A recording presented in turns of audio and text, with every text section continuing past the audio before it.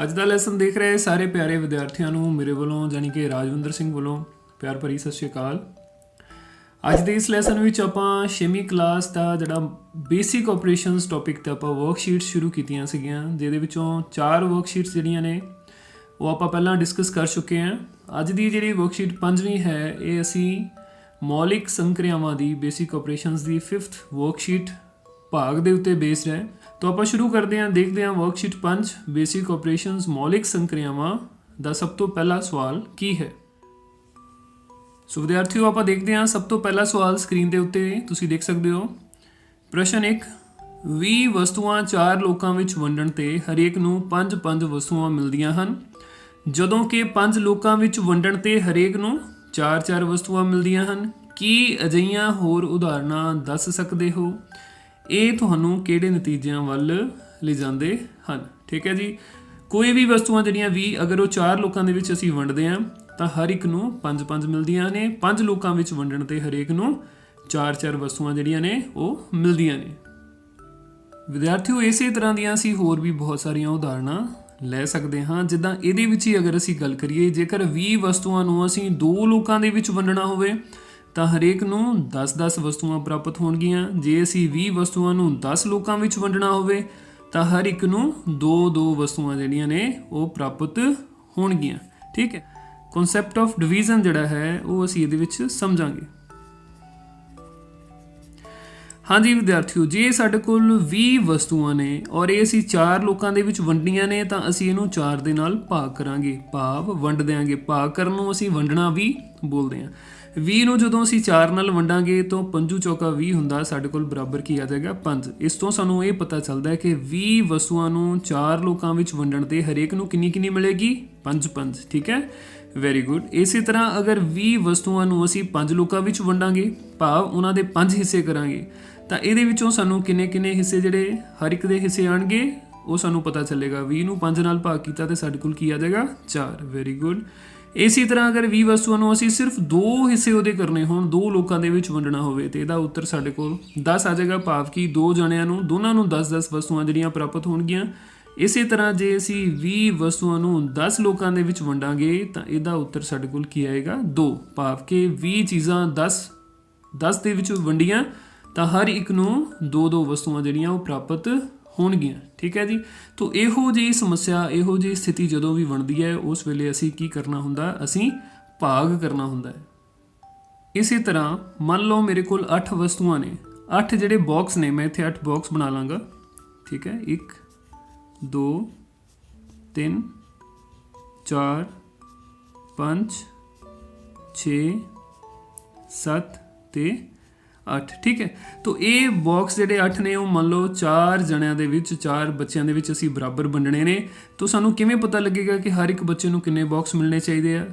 8 box ਨੇ, ਉਹਨਾਂ ਨੂੰ ਅਸੀਂ 4 ਦੇ ਨਾਲ ਭਾਗ ਕਰਨਾ ਹੈ, ਭਾਵ 4 ਹਿੱਸਿਆਂ 'ਚ ਵੰਡਣਾ ਹੈ, ਤੇ ਸਾਡੇ ਕੋਲ ਉੱਤਰ ਕੀ ਆਏਗਾ? 2, ਭਾਵ ਕਿ ਹਰ ਇੱਕ ਬੰਦੇ ਨੂੰ ਸਾਨੂੰ 2-2 ਬਾਕਸ ਜਿਹੜੇ ਉਹ ਮਿਲਣਗੇ। ਠੀਕ ਹੈ, ਇਹਦੇ 'ਚ ਆਪਾਂ ਦੇਖ ਵੀ ਲੈਂਦੇ ਹਾਂ ਕਿ ਪਹਿਲਾ ਹਿੱਸਾ ਦੂਜੇ ਕੋ, ਦੂਜਾ ਹਿੱਸਾ ਪਹਿਲਾ ਹਿੱਸਾ ਜਿਹੜਾ 2 ਬਾਕਸ ਨੇ ਇੱਕ ਦੇ ਕੋਲ ਚਲੇ ਜਾਣਗੇ, ਦੂਸਰੇ 2 ਬਾਕਸ ਦੂਜੇ ਦੇ ਕੋਲ ਚਲੇ ਜਾਣਗੇ, ਫਿਰ ਅਗਲੇ 2 ਬਾਕਸ ਜਿਹੜੇ ਤੀਸਰੇ ਬੰਦੇ ਕੋਲ ਚਲੇ ਜਾਣਗੇ, ਤੇ ਇਸ ਤੋਂ ਬਾਅਦ ਜਿਹੜੇ 2 ਬਾਕਸ ਬਚਦੇ ਨੇ ਉਹ 4 ਜਣੇ ਚੌਥੇ ਕੋਲ ਚਲੇ ਜਾਣਗੇ। ਠੀਕ ਹੈ ਨਾ, ਤੋ 8 ਨੂੰ 4 ਵਿੱਚ ਵੰਡਣ ਤੇ ਸਾਡੇ ਕੋਲ ਹਰ ਇੱਕ ਨੂੰ 2-2 ਪ੍ਰਾਪਤ ਹੁੰਦੇ ਨੇ। ਠੀਕ ਹੈ ਜੀ, ਤੋ ਇਹ ਜਿਹੜਾ ਸਾਡੇ ਕੋਲ ਸਥਿਤੀ ਹੈ, ਜੋ ਹਾਲਾਤ ਨੇ, ਇਹ ਸਾਡਾ ਧਿਆਨ ਜਿਹੜਾ ਆ ਉਹ ਭਾਗ ਦੇ ਵੱਲ, ਵੰਡ ਦੇ ਵੱਲ, ਡਿਵੀਜ਼ਨ ਦੇ ਵੱਲ ਦਵਾਉਂਦੇ ਨੇ। ਅਸੀਂ ਕਹਿ ਸਕਦੇ ਹਾਂ ਕਿ ਇਹ ਨਤੀਜੇ ਸਾਨੂੰ ਭਾਗ ਸੰਕਰਿਆ ਵੱਲ ਲਿਜਾਂਦੇ ਨੇ। ਠੀਕ ਹੈ, ਬੇਸਿਕ ਆਪਰੇਸ਼ਨ ਜਿਹੜਾ ਡਿਵੀਜ਼ਨ ਦਾ ਹੈ ਉਹਦੇ ਵੱਲ ਸਾਡਾ ਧਿਆਨ ਲਿਜਾਂਦੇ ਨੇ। ਠੀਕ ਹੈ, ਤੋ ਹੁਣ ਵਿਦਿਆਰਥੀਓ ਅਸੀਂ ਵਰਕਸ਼ੀਟ 5 ਦਾ ਜਿਹੜਾ ਦੂਸਰਾ ਸਵਾਲ ਹੈ ਉਹ ਦੇਖਦੇ ਹਾਂ ਕਿ ਦੂਸਰਾ ਸਵਾਲ ਕੀ ਹੈ।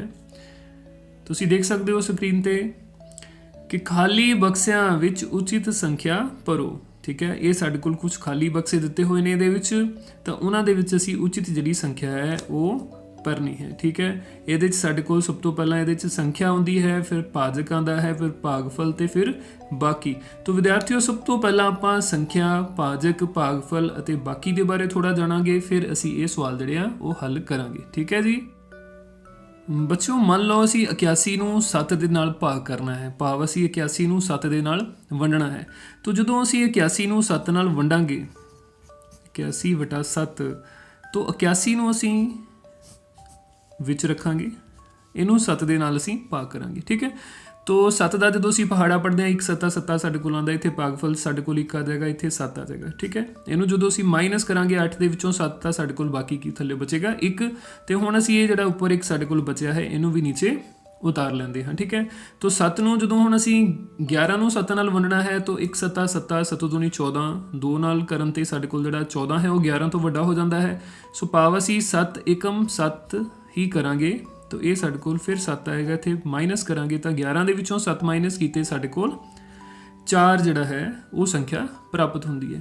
तो ये सारियां संख्यावां दे विच सब तो पहला जिहड़ी साडे कोल 81 है ये तां संख्या है, ये जिहड़ा 7 है इहनूं असीं बोलदे हां भाजक।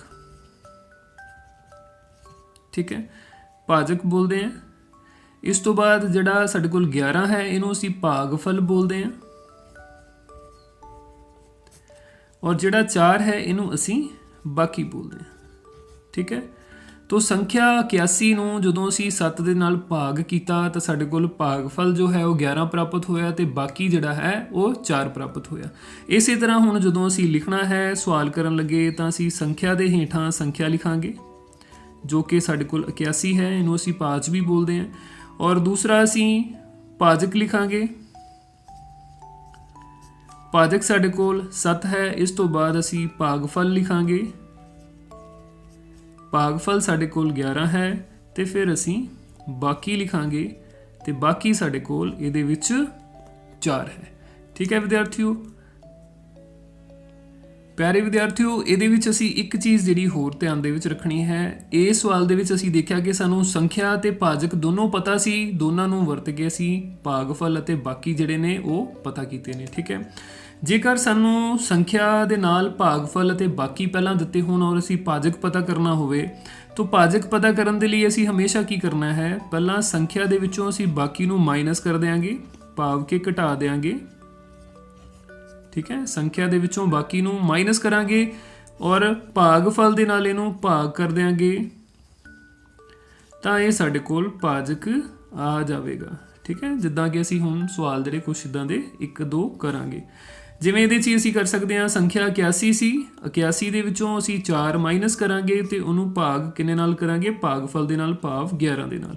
तो 81 ਚੋਂ 4 ਮਾਈਨਸ ਕੀਤੇ ਸਾਡੇ ਕੋਲ 77 ਬਣ ਜਾਂਦਾ ਹੈ। 77 ਨੂੰ ਜਦੋਂ 11 ਨਾਲ ਭਾਗ ਕਰਾਂਗੇ ਤਾਂ ਇਹ ਸਾਡੇ ਕੋਲ 7, ਭਾਵ ਕਿ ਸਾਨੂੰ ਇਥੋਂ ਭਾਜਕ ਜਿਹੜਾ ਉਹ ਪਤਾ ਚੱਲ ਜਾਂਦਾ ਹੈ ਜੇ ਕਿ ਸਾਨੂੰ ਸੰਖਿਆ, ਭਾਗਫਲ ਤੇ ਬਾਕੀ ਤਿੰਨੋਂ ਪਤਾ ਹੋਣ। ਠੀਕ ਹੈ ਵਿਦਿਆਰਥੀਓ, तो ਲੋੜ ਦੇ ਅਨੁਸਾਰ ਜਿਵੇਂ ਵੀ ਸਾਨੂੰ क्वेश्चन समस्या हुई ਉਹਦੇ ਅਨੁਸਾਰ ਅਸੀਂ ਹੀ ਚੱਲਾਂਗੇ। ਸੋ ਵਿਦਿਆਰਥੀਓ ਸਵਾਲ ਸਾਡੇ ਕੋਲ ਹੈ ਖਾਲੀ ਬਕਸਿਆਂ ਵਿੱਚ ਉਚਿਤ ਸੰਖਿਆਵਾਂ ਭਰੋ। ਇਹਦੇ ਵਿੱਚ ਸਾਨੂੰ ਇੱਕ ਉਦਾਹਰਣ ਜਿਹੜੀ ਉਹ ਦਿੱਤੀ ਗਈ ਹੈ 138, 11, 12 ਅਤੇ 6, ਭਾਵ 138 ਨੂੰ 11 ਨਾਲ ਭਾਗ ਕਰਨ ਤੇ ਭਾਗਫਲ 12 ਪ੍ਰਾਪਤ ਹੁੰਦਾ ਹੈ ਅਤੇ ਬਾਕੀ ਜਿਹੜਾ ਸਾਡੇ ਕੋਲ ਉਹ 6 ਪ੍ਰਾਪਤ ਹੁੰਦਾ ਹੈ।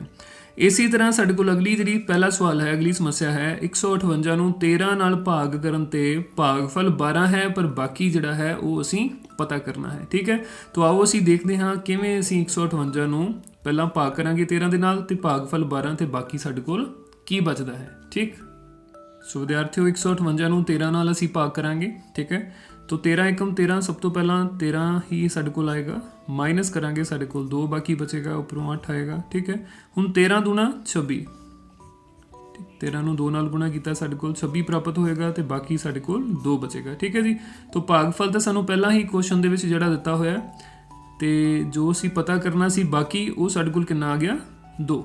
ਠੀਕ ਹੈ, ਹੁਣ ਅਸੀਂ ਬਾਕੀ ਜਿਹੜਾ ਹੈ ਉਹ 2 ਬਾਕਸ ਦੇ ਵਿੱਚ ਕੀਮਤ ਅਸੀਂ ਉਹਦੀ ਭਰ ਦੇਣੀ ਹੈ। तो ਇਹ ਸਾਡੇ ਕੋਲ ਬਣ ਜਾਏਗਾ 2। ठीक है जी, तो विद्यार्थियों इस तरह हम दूजा जो क्वेश्चन है साढ़े कोल ये जी संख्या है वो सानू 2168 दी है, भाजक सानू नहीं दिता है, भागफल सानू 135 दिता है तो बाकी जोड़ा वो 8 दिता है।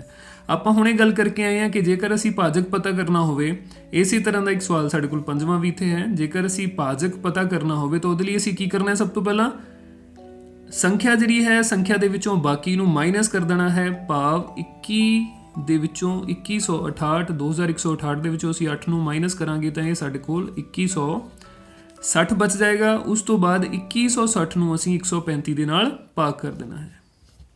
ਠੀਕ ਹੈ, 135 ਦੇ ਨਾਲ ਜਦੋਂ ਅਸੀਂ ਇਹਨੂੰ ਭਾਗ ਕਰਾਂਗੇ ਤਾਂ ਉਸ ਤੋਂ ਸਾਡੇ ਕੋਲ ਜਿਹੜਾ ਉੱਤਰ ਹੈ ਉਹ ਪਤਾ ਚੱਲ ਜਾਏਗਾ ਕਿ ਸਾਡੇ ਕੋਲ ਭਾਜਕ ਜਿਹੜਾ ਉਹ ਕਿੰਨੀ ਸੰਖਿਆ ਬਣੇਗਾ। ਠੀਕ ਹੈ, तो आओ देखते हैं किवें ਅਸੀਂ ਇਹਨੂੰ ਭਾਗ ਕਰਨਾ ਹੈ। ਸੋ 2160 ਨੂੰ ਜਦੋਂ ਅਸੀਂ 135 ਨਾਲ ਭਾਗ ਕਰਾਂਗੇ ਤਾਂ 135 ਦੂਣਾ ਸਾਡੇ ਕੋਲ 270 ਹੁੰਦੇ ਨੇ। ਸੋ 2 ਤੇ ਤਾਂ ਨਹੀਂ ਜਾਵਾਂਗੇ, ਸਭ ਤੋਂ ਪਹਿਲਾਂ ਅਸੀਂ 1 ਤੇ ਇਹਨੂੰ ਕਰਾਂਗੇ।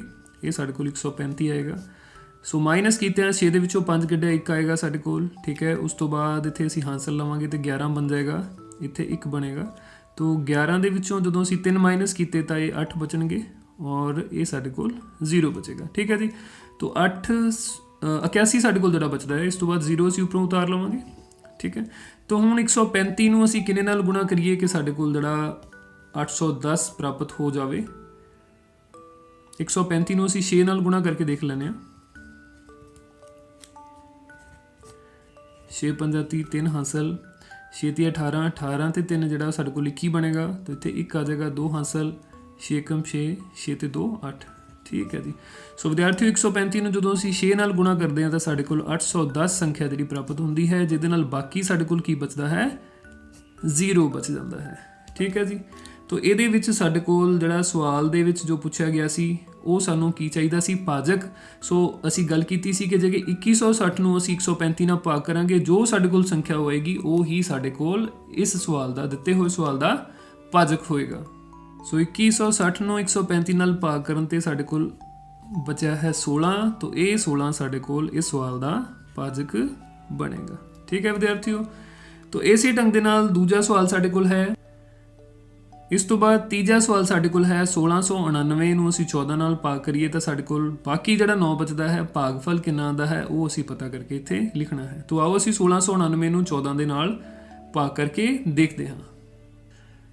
1699 ਨੂੰ ਵਿਦਿਆਰਥੀਓ 14 ਨਾਲ ਜਦੋਂ ਅਸੀਂ ਭਾਗ ਕਰਾਂਗੇ ਤਾਂ 14 ਏਕਮ 14 ਆ ਜਾਏਗਾ ਸਾਡੇ ਕੋਲ। ਠੀਕ ਹੈ, तो ਮਾਈਨਸ ਕਰਾਂਗੇ ਸਾਡੇ ਕੋਲ ਤਾਂ 2 ਇੱਥੇ ਬਚਦਾ ਹੈ। 16 ਚੋਂ 14 ਮਾਈਨਸ ਕੀਤੇ 2, ਉੱਪਰੋਂ ਅਸੀਂ 8 ਜਿਹੜਾ ਉਹ ਨੀਚੇ ਉਤਾਰ ਲਵਾਂਗੇ। ਠੀਕ ਹੈ, तो 14 ਦੂਣਾ ਜਿਹੜਾ ਸਾਡੇ ਕੋਲ 14 ਦੂਣੀ 28 ਹੁੰਦੇ ਨੇ। ਠੀਕ ਹੈ, तो ਨੈਕਸਟ ਸੰਖਿਆ ਜਿਹੜੀ ਸਾਡੇ ਕੋਲ 2 ਆ ਜਾਏਗੀ ਭਾਗਫਲ ਦੇ ਵਿੱਚ। तो 28 ਅਸੀਂ ਜਦੋਂ ਮਾਈਨਸ ਕਰਾਂਗੇ ਸਾਡੇ ਕੋਲ ਬਾਕੀ ਕੀ ਹੈ, 0 ਤੇ ਉੱਪਰੋਂ ਅਸੀਂ 9 ਉਤਾਰ ਲਵਾਂਗੇ। ਠੀਕ ਹੈ, तो 9 ਜਿਹੜਾ ਹੈ ਉਹ ਸਾਡੇ ਕੋਲ 14 ਤੋਂ ਛੋਟਾ ਹੈ। ਸੋ ਪਹਿਲੀ ਵਾਰ ਅਸੀਂ ਇਹਨੂੰ 0 ਦੇ ਨਾਲ ਭਾਗ ਕਰਾਂਗੇ, ਗੁਣਾ ਕਰਾਂਗੇ ਤਾਂ ਇਹ ਸਾਡੇ ਕੋਲ 0 ਭਾਵ 9 ਹੀ ਪ੍ਰਾਪਤ ਹੋਏਗਾ। ਠੀਕ ਹੈ, तो ਹੁਣ ਇਹ ਸਾਡੇ ਕੋਲ 14 ਨੂੰ 1699 ਨੂੰ 14 ਨਾਲ ਭਾਗ ਕਰਨ ਤੇ ਸਾਡੇ ਕੋਲ ਬਾਕੀ ਜਿਹੜਾ ਹੈ ਉਹ 9 ਬਚਿਆ ਹੈ ਔਰ ਜੋ ਭਾਗਫਲ ਹੈ ਉਹ 120 ਪ੍ਰਾਪਤ ਹੁੰਦਾ ਹੈ। ਠੀਕ, ਸੋ ਤੀਜੇ ਸਵਾਲ ਵਿੱਚ ਇੱਥੇ ਜਿਹੜਾ ਬਾਕਸ ਹੈ ਇਹਦੇ ਵਿੱਚ ਸਾਡੇ ਕੋਲ 120 ਸੰਖਿਆ ਜਿਹੜੀ ਉਹ ਆ ਜਾਏਗੀ। ਠੀਕ ਹੈ ਵਿਦਿਆਰਥੀਓ, तो ਇਸੇ ਤਰ੍ਹਾਂ ਅਗਲਾ ਸਵਾਲ ਤੁਸੀਂ ਚੌਥਾ ਜਿਹੜਾ ਆਪਣੇ ਆਪ ਕਰਕੇ ਦੇਖ ਸਕਦੇ ਹੋ। 1414 ਨੂੰ ਜਦੋਂ ਅਸੀਂ 14 ਨਾਲ ਭਾਗ ਕਰਾਂਗੇ ਤਾਂ ਸਾਡੇ ਕੋਲ ਜਿਹੜਾ ਭਾਗਫਲ ਹੈ ਤੁਹਾਡੇ ਕੋਲ ਉਹ ਬਚੇਗਾ।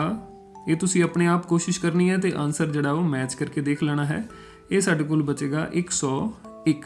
ਠੀਕ ਹੈ ਜੀ, ਤੇ ਬਾਕੀ ਜਿਹੜਾ ਸਾਡੇ ਕੋਲ 0 ਆ ਜਾਏਗਾ। ਇਸੇ ਤਰ੍ਹਾਂ ਸਾਡੇ ਕੋਲ ਜਿਵੇਂ ਅਸੀਂ ਦੂਜਾ ਸਵਾਲ ਕੀਤਾ ਸੀ ਕਿ 90 ਨੂੰ ਅਸੀਂ ਕਿਸ ਸੰਖਿਆ ਨਾਲ ਭਾਗ ਕਰੀਏ ਕਿ ਸਾਡੇ ਕੋਲ ਭਾਗਫਲ 12 ਤੇ ਜਿਹੜਾ ਬਾਕੀ ਹੈ ਉਹ 6 ਪ੍ਰਾਪਤ ਹੋਏ। ਤਾਂ ਇਹਦੇ ਲਈ ਤੁਹਾਨੂੰ ਜਿਵੇਂ ਪਹਿਲਾਂ ਦੱਸਿਆ ਸੀ, ਸਭ ਤੋਂ ਪਹਿਲਾਂ ਆਪਾਂ ਸੰਖਿਆ ਦੇ ਵਿੱਚੋਂ ਬਾਕੀ ਜਿਹੜਾ ਹੈ ਉਹ ਮਾਈਨਸ ਕਰਾਂਗੇ। ਠੀਕ ਹੈ, ਔਰ ਮਾਈਨਸ ਕਰਕੇ ਜੋ ਸਾਡੇ ਕੋਲ ਉੱਤਰ ਆਏਗਾ ਉਹਨੂੰ ਅਸੀਂ ਭਾਗਫਲ ਭਾਵ 12 ਦੇ ਨਾਲ ਭਾਗ ਕਰਾਂਗੇ। ਠੀਕ ਹੈ, ਤਾਂ 90 ਨੂੰ ਜਦੋਂ ਅਸੀਂ 90 ਦੇ ਵਿੱਚੋਂ 6 ਮਾਈਨਸ ਕਰਾਂਗੇ ਤਾਂ ਇਹ ਸਾਡੇ ਕੋਲ ਬਣ ਜਾਂਦਾ ਹੈ 84। ਠੀਕ ਹੈ, ਤਾਂ 84 ਨੂੰ ਜਦੋਂ ਅਸੀਂ 12 ਤੇ ਭਾਗ ਕਰਾਂਗੇ ਤਾਂ ਇਹ ਸਾਡੇ ਕੋਲ ਬਣ ਜਾਏਗਾ 7। 12 7 ਸਾਡੇ ਕੋਲ 84 ਹੁੰਦੇ ਨੇ, 12 7 84। ਠੀਕ ਹੈ, ਤਾਂ ਸਾਡੇ ਕੋਲ ਜਿਹੜਾ ਇਸ ਬਾਕਸ ਦੇ ਵਿੱਚ ਭਾਜਕ ਕੀ ਆ ਜਾਏਗਾ 7। ਭਾਵ 90 ਨੂੰ ਜਦੋਂ ਅਸੀਂ 7 ਨਾਲ ਭਾਗ ਕਰੀਏ ਤਾਂ ਸਾਡੇ ਕੋਲ ਭਾਗਫਲ 12 ਤੇ ਨਾਲ ਬਾਕੀ ਜਿਹੜਾ ਉਹ 6 ਬਚਦਾ ਹੈ। ਠੀਕ ਹੈ ਵਿਦਿਆਰਥੀਓ, ਤਾਂ ਮੈਨੂੰ ਉਮੀਦ ਹੈ ਕਿ ਇਹ ਸਾਰੇ ਸਵਾਲ ਤੁਸੀਂ ਕਾਪੀ ਤੇ ਉਤਾਰ ਵੀ ਲਏ ਹੋਣਗੇ, ਨੋਟ ਕਰ ਲਏ ਹੋਣਗੇ ਤੇ ਇਹਨਾਂ ਨੂੰ ਸਮਝ ਵੀ ਲਿਆ ਹੋਵੇਗਾ। ਇਸ ਤੋਂ ਬਾਅਦ ਅਗਲਾ ਸਵਾਲ ਸਾਡੇ ਕੋਲ ਵਰਕਸ਼ੀਟ 5 ਦਾ ਜਿਹੜਾ ਹੈ ਪ੍ਰਸ਼ਨ 3 ਭਾਗ ਦਾ ਜੋ ਸੰਬੰਧ ਘਟਾਓ ਤੋਂ ਹੈ, ਗੁਣਾ ਦਾ ਅਜਿਹਾ ਸੰਬੰਧ ਕਿਸ ਸੰਕ੍ਰਿਆ ਨਾਲ ਹੈ। ਆਪਣੇ ਉੱਤਰ ਨੂੰ ਉਦਾਹਰਣ ਦੇ ਕੇ ਸਪਸ਼ਟ ਕਰੋ। ਅਸੀਂ ਦੱਸਣਾ ਹੈ ਕਿ ਭਾਗ ਦਾ ਜੋ ਰਿਲੇਸ਼ਨ ਸਾਡੇ ਕੋਲ ਮਾਈਨਸ ਦੇ ਨਾਲ ਹੈ, ਘਟਾਓ ਦੇ ਨਾਲ ਹੈ, ਗੁਣਾ ਦਾ ਅਜਿਹਾ ਸੰਬੰਧ ਕਿਸ ਸੰਕ੍ਰਿਆ ਦੇ ਨਾਲ ਹੈ। ਤਾਂ ਵਿਦਿਆਰਥੀਓ ਭਾਗ ਦਾ ਜੋ ਸੰਬੰਧ ਘਟਾਓ ਨਾਲ ਹੈ, ਗੁਣਾ ਦਾ ਉਹੀ ਸੰਬੰਧ ਜੋੜ ਨਾਲ ਹੈ। ਠੀਕ ਹੈ, ਤੁਸੀਂ ਇੱਥੇ ਲਿਖ ਦਿਆਂਗੇ ਭਾਗ ਦਾ ਜੋ ਸੰਬੰਧ ਘਟਾਓ ਨਾਲ ਹੈ,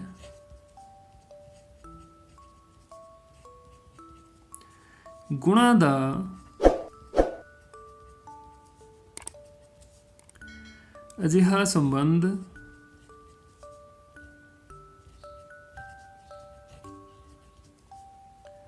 ਜੋੜ ਨਾਲ ਹੈ। ਠੀਕ ਹੈ, ਕਿਵੇਂ ਅਸੀਂ ਇਹਨੂੰ ਸਮਝਦੇ ਹਾਂ? ਜਿੱਦਾਂ ਮੰਨ ਲਓ ਕਿ ਅਸੀਂ 8 ਨੂੰ ਜਿਹੜਾ ਹੈ ਉਹ 4 ਦੇ ਨਾਲ ਭਾਗ ਕਰਨਾ ਹੋਵੇ। ਠੀਕ ਹੈ, ਤਾਂ 8 ਨੂੰ 4 ਦੇ ਨਾਲ ਭਾਗ ਕਰਨ ਦਾ ਕੀ ਮਤਲਬ ਹੈ? 8 ਭਾਗ 4। ਸੋ ਭਾਵ ਹੈ 8 ਮੇਰੇ ਕੋਲ ਸੰਖਿਆ ਹੈ, ਇਹਦੇ ਵਿੱਚੋਂ ਮੈਂ -4 ਕਰਾਂਗਾ ਤਾਂ ਮੇਰੇ ਕੋਲ ਫਿਰ 4 ਆ ਜਾਏਗਾ। ਇਹਦੇ ਵਿੱਚੋਂ ਫਿਰ ਮੈਂ -4 ਕਰਾਂਗਾ ਤਾਂ ਮੇਰੇ ਕੋਲ ਬਰਾਬਰ ਜਿਹੜਾ ਉੱਤਰ ਹੈ ਉਹ 0 ਆ ਜਾਏਗਾ। ਤਾਂ ਕਿੰਨੀ ਵਾਰ ਮਾਈਨਸ ਕਰਨਾ ਪਿਆ? ਪਹਿਲਾਂ 1 ਵਾਰ ਤੇ ਫਿਰ 2 ਵਾਰ। ਠੀਕ ਹੈ, ਤਾਂ 8 ਦੇ ਵਿੱਚੋਂ 4 ਅਸੀਂ ਜਿੰਨੀ ਵਾਰ ਮਾਈਨਸ ਕਰਦੇ ਹਾਂ ਤਾਂ ਕਿ ਸਾਡੇ ਕੋਲ ਉੱਤਰ 0 ਪ੍ਰਾਪਤ ਹੋ ਜਾਏ, ਉਹ ਜਿਹੜੀ ਗਿਣਤੀ ਹੈ ਉਹੀ ਸਾਡੇ ਕੋਲ ਇਸ ਸਵਾਲ ਦਾ ਉੱਤਰ ਹੁੰਦੀ ਹੈ। ਭਾਵ 8 ਨੂੰ 4 ਨਾਲ ਭਾਗ ਕਰਨ ਤੇ ਸਾਡੇ ਕੋਲ 2 ਜਿਹੜਾ ਉਹ ਪ੍ਰਾਪਤ ਹੋ ਜਾਂਦਾ ਹੈ। ਇਸ ਤਰ੍ਹਾਂ ਜਿਹੜਾ ਭਾਗ ਹੈ ਉਹਦਾ ਸੰਬੰਧ ਘਟਾਓ ਦੇ ਨਾਲ ਹੈ। ਇਸੇ ਤਰ੍ਹਾਂ ਜੇ ਅਸੀਂ ਦੇਖੀਏ ਗੁਣਾ ਦੀ ਗੱਲ ਕਰੀਏ ਤਾਂ ਜੇਕਰ ਮੇਰੇ ਕੋਲ 8 ਗੁਣਾ 2 ਹੋ ਜਾਏ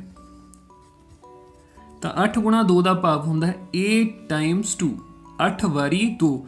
ਭਾਵ ਕਿ 2 ਨੂੰ ਜੇਕਰ ਮੈਂ 8 ਵਾਰੀ ਜੋੜ ਦਿਆਂ, 2 ਜਮਾ 2 ਜਮਾ 2 ਜਮਾ 2 ਜਮਾ 2 ਜਮਾ 2 ਜਮਾ 2 ਜਮਾ 2 1 2 3 4 5 6 7 8। ਠੀਕ ਹੈ, ਤਾਂ 2 ਨੂੰ 8 ਵਾਰੀ ਜੋੜ ਲਿਆ, 8 ਟਾਈਮਸ 2, ਤਾਂ ਇਹ ਦਾ ਜਿਹੜਾ ਉੱਤਰ ਹੈ ਉਹ ਮੇਰੇ ਕੋਲ 16 ਬਣਦਾ ਹੈ। ਤਾਂ ਇਹ ਜੋ ਉੱਤਰ ਹੈ ਉਹੀ ਸਾਡੇ ਕੋਲ 8 ਗੁਣਾ 2 ਦਾ ਭਾਵ ਕਿ 16 ਬਣੇਗਾ। ਠੀਕ ਹੈ, ਤਾਂ ਇਸ ਤਰ੍ਹਾਂ ਵਿਦਿਆਰਥੀਓ ਭਾਗ ਦਾ ਸੰਬੰਧ ਘਟਾਓ ਦੇ ਨਾਲ ਹੈ ਅਤੇ ਗੁਣਾ ਦਾ ਸੰਬੰਧ ਜੋੜ ਦੇ ਨਾਲ ਹੈ। ਪਿਆਰੇ ਬੱਚਿਓ, ਇਸ ਤੋਂ ਬਾਅਦ ਅਗਲਾ ਜਿਹੜਾ ਸਵਾਲ ਸਾਡੇ ਕੋਲ ਵਰਕਸ਼ੀਟ 5 ਦਾ ਹੈ। ਵਰਕਸ਼ੀਟ 5 ਦਾ ਅਗਲਾ ਸਵਾਲ, ਹੇਠਾਂ ਦਿੱਤੇ ਸਵਾਲਾਂ ਨੂੰ ਹੱਲ ਕਰੋ। 176/11 ਭਾਵ ਕਿ 176 ਨੂੰ ਅਸੀਂ 11 ਦੇ ਨਾਲ ਭਾਗ ਕਰਨਾ ਹੈ। ਦੂਜਾ ਸਵਾਲ ਹੈ 776 ਭਾਗ 8 ਭਾਵ ਕਿ 776 ਨੂੰ 8 ਦੇ ਨਾਲ ਵੰਡਣਾ ਹੈ। ਜੋ ਉੱਤਰ ਆਏਗਾ ਉਹ ਅਸੀਂ ਸਾਹਮਣੇ ਬਾਕਸ ਦੇ ਵਿੱਚ ਲਿਖਣਾ ਹੈ। ਠੀਕ ਹੈ ਜੀ, ਤਾਂ 176 ਨੂੰ ਜਦੋਂ ਅਸੀਂ 11 ਨਾਲ ਭਾਗ ਕਰਦੇ ਹਾਂ, ਸਭ ਤੋਂ ਪਹਿਲਾਂ ਅਸੀਂ ਇਹੀ ਕਰਾਂਗੇ। तो 11 एकम 11, सब तो पहला 11 ਜਿਹੜਾ ਹੈ ਉਹ 1 ਤੇ ਹੀ ਜਾਏਗਾ। तो ਇੱਥੇ ਮਾਈਨਸ ਕਰਨ ਦੇ ਨਾਲ ਸਾਡੇ ਕੋਲ 6 ਪ੍ਰਾਪਤ ਹੋ ਜਾਣਗੇ। 7 ਦੇ ਵਿੱਚੋਂ 1 ਮਾਈਨਸ ਕੀਤਾ 6, ਇਹ 6 ਉੱਪਰੋਂ ਉਤਾਰ ਲਵਾਂਗੇ 66।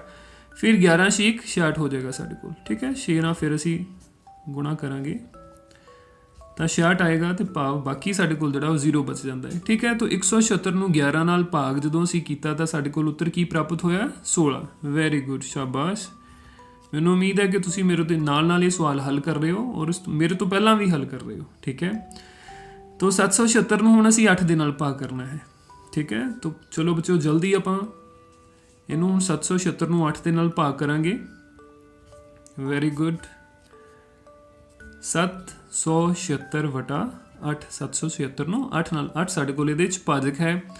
तो 8 ਦਾ ਜਦੋਂ ਅਸੀਂ ਪਹਾੜਾ ਦੇਖਦੇ ਹਾਂ ਤਾਂ ਸਭ ਤੋਂ ਪਹਿਲਾਂ ਜਿਹੜਾ 7 ਹੈ ਉਹ ਤਾਂ 8 ਤੋਂ ਛੋਟਾ ਹੈ, ਇਸ ਕਰਕੇ 77 ਸੰਖਿਆ ਹੈ ਉਹਨੂੰ ਅਸੀਂ 8 ਨਾਲ ਭਾਗ ਕਰਾਂਗੇ। ਤੋ ਇਹੋ ਜਿਹੀ ਕਿਹੜੀ ਸੰਖਿਆ ਹੈ 8 ਨਾਲ ਗੁਣਾ ਕਰੀਏ ਕਿ ਆਨਸਰ ਸਾਡੇ ਕੋਲ 77 ਤੋਂ ਜ਼ਿਆਦਾ ਨਾ ਹੋਵੇ।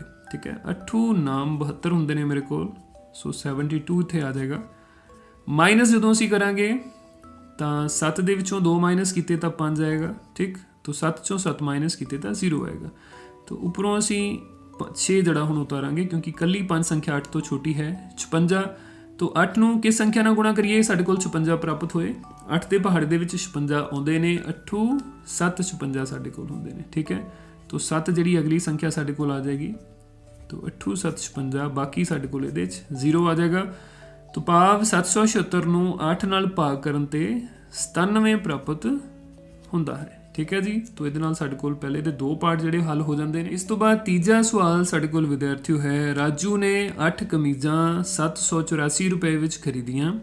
ਉਸ ਦੁਆਰਾ ਖਰੀਦੀ ਗਈ ਇੱਕ ਕਮੀਜ਼ ਦਾ ਮੁੱਲ ਪਤਾ ਕਰੋ। ਠੀਕ ਹੈ ਜੀ, 8 ਕਮੀਜ਼ਾਂ ਦਾ ਮੁੱਲ ਕਿੰਨਾ ਹੈ? 784 ਰੁਪਏ। ਅਸੀਂ ਇੱਕ ਕਮੀਜ਼ ਦਾ ਮੁੱਲ ਜਿਹੜਾ ਹੈ ਉਹ ਇਹਦੇ 'ਚ ਪਤਾ ਕਰਨਾ ਹੈ। ਸੋ ਵਿਦਿਆਰਥੀਓ, ਜਦੋਂ ਸਾਨੂੰ ਜ਼ਿਆਦਾ ਚੀਜ਼ਾਂ ਦਾ ਮੁੱਲ ਪਤਾ ਹੋਵੇ ਤੇ ਇੱਕ ਚੀਜ਼ ਦਾ ਮੁੱਲ ਕੱਢਣਾ ਹੋਵੇ, ਫਿਰ ਅਸੀਂ ਕੀ ਕਰਦੇ ਹਾਂ? ਫਿਰ ਅਸੀਂ ਭਾਗ ਕਰਦੇ ਹਾਂ। ਇਹਨੂੰ ਯਾਦ ਰੱਖਣ ਵਾਸਤੇ ਤੁਸੀਂ ਇੱਕ ਚੀਜ਼ ਜਿਹੜੀ ਆ ਨੋਟ ਕਰ ਸਕਦੇ ਹੋ ਕਿ ਇੱਕ ਤੋਂ ਕੱਢਣੇ ਹੋਣ ਕਈ ਤਾਂ ਗੁਣਾ ਕਰਨਾ ਰਹੂਗਾ ਸਹੀ, ਕਈਆਂ ਤੋਂ ਕੱਢਣਾ ਹੋਵੇ ਇੱਕ ਤਾਂ ਭਾਗ ਕਰਨੀ ਸਿੱਖ। ਠੀਕ ਹੈ ਵਿਦਿਆਰਥੀਓ, ਜੇ ਅਸੀਂ ਇੱਕ ਚੀਜ਼ ਤੋਂ ਕਈ ਚੀਜ਼ਾਂ ਦਾ ਮੁੱਲ ਕੱਢਣਾ ਹੋਵੇ ਤਾਂ ਹਮੇਸ਼ਾ ਗੁਣਾ ਕਰਨੀ ਸਹੀ ਰਹਿੰਦੀ ਹੈ, ਪਰ ਜੇ ਅਸੀਂ ਕਈ ਚੀਜ਼ਾਂ ਦਾ ਮੁੱਲ ਸਾਨੂੰ ਪਤਾ ਉਹਦੇ ਚੋਂ ਇੱਕ ਚੀਜ਼ ਕੱਢਣੀ ਹੈ ਤਾਂ ਸਾਨੂੰ ਹਮੇਸ਼ਾ ਹੀ ਭਾਗ ਕਰਨੀ ਪੈਂਦੀ ਹੈ। ਠੀਕ ਹੈ, ਮੈਂ ਦੁਬਾਰਾ ਰਿਪੀਟ ਕਰ ਰਿਹਾ, ਇੱਕ ਤੋਂ ਕੱਢਣੇ ਹੋਣ ਕਈ ਤਾਂ ਗੁਣਾ ਕਰਨਾ ਰਹੇਗਾ ਸਹੀ, ਜੇ ਕਈਆਂ ਤੋਂ ਕੱਢਣਾ ਹੋਵੇ ਇੱਕ ਤਾਂ ਭਾਗ ਕਰਨੀ ਸਿੱਖ। ਠੀਕ ਹੈ, तो ਅਸੀਂ 8 ਕਮੀਜ਼ਾਂ ਦਾ ਮੁੱਲ ਸਾਨੂੰ ਭਾਵ ਕਈ ਕਮੀਜ਼ਾਂ ਦਾ ਮੁੱਲ ਸਾਨੂੰ ਪਤਾ ਹੈ, ਉਹਦੇ ਵਿੱਚੋਂ ਅਸੀਂ ਇੱਕ ਕਮੀਜ਼ ਦਾ ਮੁੱਲ ਪਤਾ ਕਰਨਾ ਹੈ ਤਾਂ ਇਹਦੇ ਵਿੱਚ ਅਸੀਂ ਭਾਗ ਕਰਾਂਗੇ। ਠੀਕ ਹੈ, ਤਾਂ ਸਭ ਤੋਂ ਪਹਿਲਾਂ ਅਸੀਂ ਲਿਖ ਲੈਂਦੇ ਹਾਂ 8 ਕਮੀਜ਼ਾਂ ਦਾ ਮੁੱਲ ਬਰਾਬਰ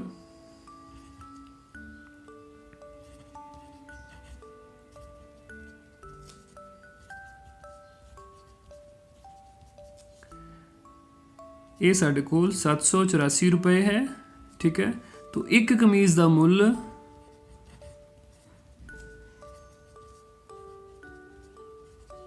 हाँ जी बराबर 784/8। ठीक है जी, तो 784 ਨੂੰ 8 ਨਾਲ ਅਸੀਂ ਭਾਗ ਕਰਕੇ ਦੇਖ ਲੈਂਦੇ ਹਾਂ ਸਾਡੇ ਕੋਲ ਕੀ ਆਉਂਦਾ। हाँ जी, सब तो पहला बिल्कुल पिछले सवाल ਦੇ ਵਾਂਗ 8 9 72 72 ਤੇ ਆਪਾਂ तक जावांगे। ठीक है, तो माइनस करांगे 8 ਦੇ ਵਿੱਚੋਂ 2 ਮਾਈਨਸ ਕੀਤੇ ਘਟਾਏ ਤਾਂ ਸਾਡੇ ਕੋਲ 6 ਪ੍ਰਾਪਤ ਹੋਏਗਾ। ਇਸ ਤੋਂ ਬਾਅਦ 4 ਅਸੀਂ ਉੱਪਰੋਂ ਉਤਾਰ ਲੈਂਦੇ ਹਾਂ। ਹੁਣ 8 8 64 ਆ ਜਾਏਗਾ, तो ਮਾਈਨਸ ਕੀਤਾ ਸਾਡੇ ਕੋਲ ਬਾਕੀ ਕੀ ਆ ਗਿਆ 0। ਸੋ 784 ਨੂੰ 8 ਨਾਲ ਭਾਗ ਕਰਨ ਤੇ ਸਾਨੂੰ ਕੀ ਪਤਾ ਪ੍ਰਾਪਤ ਹੁੰਦਾ ਹੈ 80 98। ਸੋ ਇੱਕ ਕਮੀਜ਼ ਦਾ ਜਿਹੜਾ ਮੁੱਲ ਹੈ, ਸੋ ਇੱਕ ਕਮੀਜ਼ ਦਾ ਮੁੱਲ ਕਿੰਨਾ ਹੋਇਆ ਬੱਚਿਓ, ਬਿਲਕੁਲ ਸਹੀ 98 रुपए। ਦਾ ਮੁੱਲ 98 रुपए है। ठीक है जी, तो ਇਹ ਸਾਡੇ ਕੋਲ ਇਸ ਸਵਾਲ ਦਾ ਹੱਲ ਹੈ। ਵੈਰੀ ਗੁੱਡ, ਮੈਨੂੰ ਉਮੀਦ ਹੈ ਕਿ ਪੂਰਾ ਤੁਸੀਂ ਚੰਗੀ ਤਰ੍ਹਾਂ ਇਹਨੂੰ ਸਾਰਿਆਂ ਨੂੰ ਸਮਝਿਆ ਹੋਏਗਾ। ਇਹ ਸਾਡੇ ਕੋਲ ਰੋਜ਼ਾਨਾ ਜੀਵਨ ਦੇ ਵਿੱਚ ਹੋਣ ਵਾਲੀਆਂ ਸਮੱਸਿਆਵਾਂ ਦੇ ਵਿੱਚੋਂ ਇੱਕ ਸਮੱਸਿਆ ਸੀ। ਠੀਕ ਹੈ, तो बहुत सारिया चीज़ां आप एवें दुकान पर जो समान लैन जाने तो सानू पता वो दसदा है दुकान वाला कि 10 चीज़ां इन्ने दियां ने, तो उहदे विचों एक चीज़ का मुल कढ़ना है तो भाव असीं उहनूं भाग कर लवांगे। ठीक है, अगर 100 रुपए दियां 10 कापियां ने तो यदा मतलब एक कापी एक नोटबुक सानू किन्ने दी मिलेगी, आप 100 नूं 10 नाल भाग करांगे तो साडे कोल उत्तर 10 आ जाएगा। ठीक है, तो इसी तरह किसी भी चीज़ का मुल कई चीज़ों का मुल सानू इकट्ठा पता होवे उहदे विचों असीं एक चीज़ का पता करना है, वो भी भाग दे नाल पता कर सकते हैं। ठीक है, जो एक चीज़ का मुल पता होवे कईयां दा पता करना होवे तां असीं गुणा करके पता कर सकते हैं।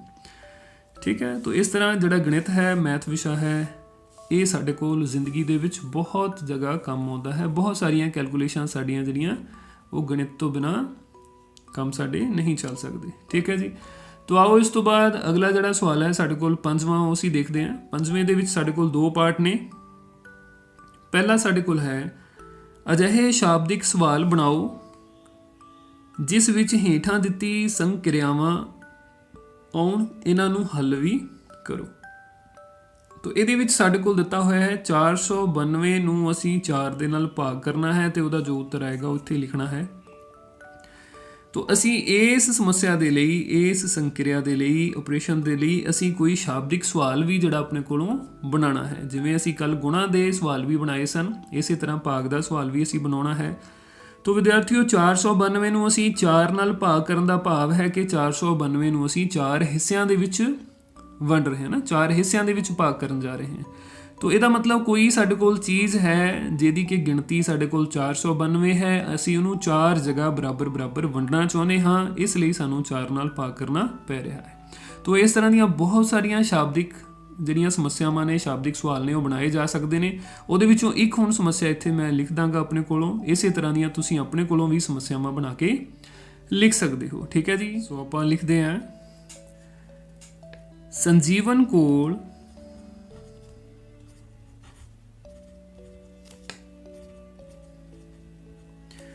₹492 ਹਨ जो कि उसने सुजल, हसन, जसकरण ਅਤੇ ਲਵਪ੍ਰੀਤ ਵਿੱਚ ਬਰਾਬਰ ਵੰਡਣੇ ਹਨ।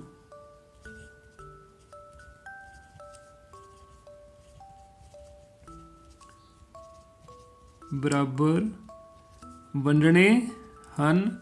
दसो कि ਹਰੇਕ ਨੂੰ ਕਿੰਨੇ ਰੁਪਏ ਮਿਲਣਗੇ। ਦੱਸੋ ਕਿ ਹਰੇਕ ਨੂੰ ਕਿੰਨੇ ਰੁਪਏ ਮਿਲਣਗੇ। ਠੀਕ ਹੈ ਜੀ। ਸੰਜੀਵਨ ਦੇ ਕੋਲ 492 ਰੁਪਏ ਹਨ। ਉਹਨੇ 4 ਜਣਿਆਂ ਦੇ ਵਿੱਚ ਵੰਡਣੇ ਨੇ। ਸੂਜਲ, ਹਸਨ, ਜਸਕਰਨ ਤੇ ਲਵਪ੍ਰੀਤ ਵਿੱਚ 4 ਵਿੱਚ ਉਹਨੇ ਬਰਾਬਰ ਵੰਡਣੇ ਆ, ਤਾਂ ਇੱਕ ਇੱਕ ਨੂੰ ਹਰੇਕ ਨੂੰ ਕਿੰਨੇ ਕਿੰਨੇ ਰੁਪਏ ਜਿਹੜੇ ਉਹ ਮਿਲਣਗੇ। ਇਹ ਸਾਡੇ ਕੋਲ ਇਸ ਸਵਾਲ ਦਾ, ਇਸ ਸੰਕਰਿਆ ਦਾ ਸ਼ਾਬਦਿਕ ਸਵਾਲ ਹੈ। ਠੀਕ ਹੈ। ਤਾਂ ਹੁਣ ਅਸੀਂ ਭਾਗ ਕਰਕੇ ਵੀ ਦੇਖਦੇ ਹਾਂ ਕਿ 492 ਨੂੰ ਜਦੋਂ 4 ਨਾਲ ਭਾਗ ਕਰਾਂਗੇ ਤਾਂ ਸਾਡੇ ਕੋਲ ਕੀ ਪ੍ਰਾਪਤ ਹੁੰਦਾ ਹੈ। ਠੀਕ ਹੈ। 492 ਨੂੰ ਜਦੋਂ ਅਸੀਂ 4 ਨਾਲ ਭਾਗ ਕਰਾਂਗੇ ਤਾਂ ਸਭ ਤੋਂ ਪਹਿਲਾਂ 4 ਏਕਮ 4, ਇਹ ਸਾਡੇ ਕੋਲ 0 ਆ ਜਾਏਗਾ। ਮਾਈਨਸ ਕਰਨ ਤੇ ਫਿਰ ਅਸੀਂ ਉੱਪਰੋਂ 9 ਉਤਾਰਾਂਗੇ, ਫਿਰ 2 ਤੇ ਜਾਏਗਾ, 4 ਦੂਣੀ 8, ਮਾਈਨਸ ਕਰਾਂਗੇ ਸਾਡੇ ਕੋਲ ਨੀਚੇ 1 ਆਏਗਾ, ਫਿਰ ਉੱਪਰੋਂ ਅਸੀਂ 2 ਫਿਰ ਉਤਾਰਾਂਗੇ। तो हुणे 4 3 ਤੇ ਚਲੇ ਜਾਏਗਾ, 4 ਤੀਆ 12, तो बाकी ਸਾਡੇ ਕੋਲ 0। ਭਾਵ ਕਿ 492 ਨੂੰ 4 ਨਾਲ ਭਾਗ ਕਰਨ ਤੇ ਸਾਡੇ ਕੋਲ 123 ਪ੍ਰਾਪਤ ਹੁੰਦੇ ਨੇ। ਇਹਦਾ ਮਤਲਬ ਹੈ ਕਿ ਚਾਰੋਂ ਬੱਚਿਆਂ ਨੂੰ 123 ਰੁਪਏ ਪ੍ਰਾਪਤ ਹੋਣਗੇ। ਠੀਕ ਹੈ ਜੀ। ਚਾਰਾਂ ਜਾਣਿਆਂ ਦੇ ਵਿੱਚ ਬਰਾਬਰ ਜਿਹੜਾ ਹਿੱਸਾ ਆਏਗਾ ਉਹ 123 ਰੁਪਏ ਦਾ ਹੋਏਗਾ। ਠੀਕ। ਇਸ ਤੋਂ ਬਾਅਦ ਸਾਡੇ ਕੋਲ ਅਗਲੀ ਇੱਕ ਸਮੱਸਿਆ ਹੈ। ਇਹ ਸਾਡੇ ਕੋਲ ਹੈ 120 ਗੁਣਾ 3 ਘਟਾਓ 55 ਗੁਣਾ 3। ਇਹਨੂੰ ਅਸੀਂ ਦੇਖਦੇ ਹਾਂ ਕਿ ਇਹਨੂੰ ਅਸੀਂ ਕਿਵੇਂ ਸ਼ਾਬਦਿਕ ਸਵਾਲ ਦੇ ਵਿੱਚ ਬਣਾ ਕੇ ਲਿਖ ਸਕਦੇ ਹਾਂ। ਸੋ ਆਪਾਂ ਲਿਖਦੇ ਹਾਂ, ਕਿਰਨ ਹਰਪ੍ਰੀਤ ਅਤੇ ਪ੍ਰਿਯੰਕਾ ਤਿੰਨਾਂ ਨੂੰ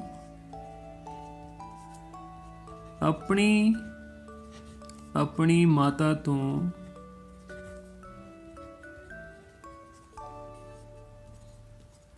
120 ਰੁਪਏ ਪ੍ਰਾਪਤ ਹੋਏ। 120 ਰੁਪਏ ਹਰੇਕ ਨੂੰ ਮਿਲੇ, ਜਿਸ ਵਿੱਚੋਂ ਹਰੇਕ ਨੇ 55 ਰੁਪਏ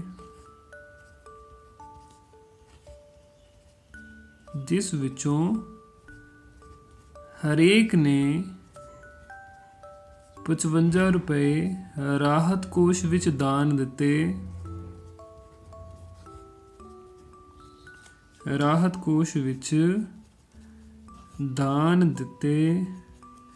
ਦੱਸੋ ਤਿੰਨਾਂ ਕੋਲ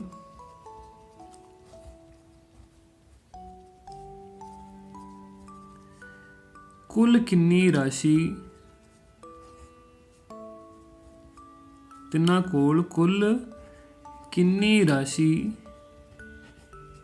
ਬਾਕੀ ਬਚਦੀ ਹੈ। ਤੋ ਇਹ ਸਾਡੇ ਕੋਲ ਇਸ ਸੰਕ੍ਰਿਆ ਦਾ ਸ਼ਾਬਦਿਕ ਸਵਾਲ ਸੀ। ਤੋ ਇਹਦੇ ਵਿੱਚ ਹੁਣ ਅਸੀਂ ਕਰਨਾ ਕੀ ਹੈ, ਹਰਪ੍ਰੀਤ, ਪ੍ਰਿਯੰਕਾ ਤੇ ਕਿਰਨ ਨੂੰ ਤਿੰਨਾਂ ਨੂੰ ਜੋ ਪੈਸੇ ਮਿਲੇ, ਹਰ ਇੱਕ ਨੂੰ 120 ਰੁਪਏ, ਤੋ ਕੁੱਲ ਕਿੰਨੇ ਮਿਲੇ 120 ਨੂੰ ਅਸੀਂ 3 ਨਾਲ ਗੁਣਾ ਕਰ ਲਿਆ। ਠੀਕ ਹੈ। ਤੋ ਫਿਰ ਉਹਨਾਂ ਨੇ ਤਿੰਨਾਂ ਨੇ 55 ਰੁਪਏ ਜਿਹੜੇ ਸੀ ਰਾਹਤ ਕੋਸ਼ ਦੇ ਵਿੱਚ ਦਾਨ ਕੀਤੇ, ਤੋ ਉਹ ਅਸੀਂ 55 ਨੂੰ 3 ਨਾਲ ਗੁਣਾ ਕਰ ਲਿਆ। ਤੋ ਜਦੋਂ ਕੁੱਲ ਰਕਮ ਜੋ ਉਹਨਾਂ ਦੇ ਕੋਲ ਸੀ ਉਹਦੇ ਵਿੱਚੋਂ ਦਾਨ ਕੀਤੀ ਰਕਮ ਅਸੀਂ ਮਾਈਨਸ ਕਰਾਂਗੇ ਤਾਂ ਸਾਨੂੰ ਪਤਾ ਚੱਲ ਜਾਏਗਾ ਕਿ ਹੁਣ ਤਿੰਨਾਂ ਦੇ ਕੋਲ ਕਿੰਨੀ ਰਾਸ਼ੀ ਬਾਕੀ ਬਚਦੀ ਹੈ। ਠੀਕ ਹੈ। ਤੋ ਆਓ ਅਸੀਂ ਦੇਖਦੇ ਹਾਂ ਇਸ ਸਵਾਲ ਨੂੰ। ਸੋ 120 ਗੁਣਾ 3 ਘਟਾਓ 55 ਗੁਣਾ 3। 120 ਨੂੰ 3 ਨਾਲ ਗੁਣਾ ਕਰਾਂਗੇ ਤਾਂ ਇਹ ਸਾਡੇ ਕੋਲ 12 ਤੀਆ 36 ਹੁੰਦੇ ਨੇ, 360 ਬਣਨਗੇ। ਠੀਕ।